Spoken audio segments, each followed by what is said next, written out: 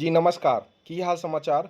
आशा करै छी सब गोटे बढ़िया हैब। हम अनंत झा फेर से अहाँ सबके एक बेर स्वागत करै छी अहाँ सबके अपन यूट्यूब चैनल जकर नाम अछि नेक्स्ट जेन EDU टेक।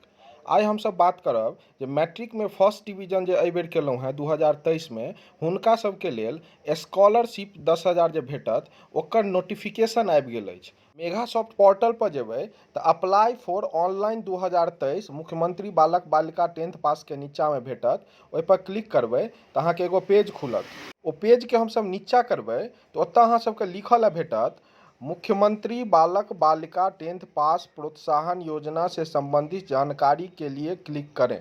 ओहि पर हम सब क्लिक कऽ देबै।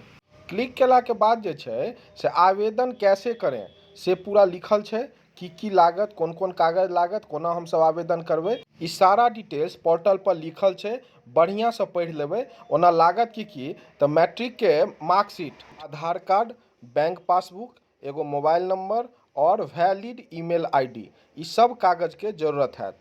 संगे एगो चीज ध्यान राखब जे मैट्रिक मार्कशीट पर जे अहाँके डेट ऑफ बर्थ है, जन्मतिथि है, ओ आधार कार्ड से मैच हेबाक चाही। अगर दुनू के जन्मतिथि अलग अलग है तो एखने आधार सेंटर पर जाकर जन्मतिथि ठीक करवा लिया।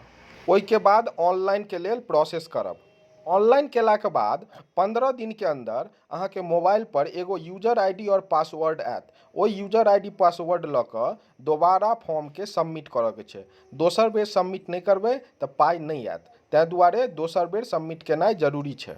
अगर 15 दिन के अंदर यूजर आईडी पासवर्ड नहीं आयल तऽ घबराई के नहीं छै। यूजर आईडी पासवर्ड एबे करत। आबि गेला के बाद फॉर्म सबमिट करऽ के छै।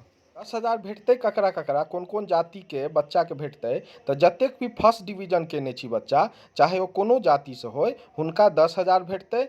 और अनुसूचित जाति के जते भी बच्चा बच्ची छी, मतलब विद्यार्थी छी, हुनका सबके 8,000 रुपया भेटतै।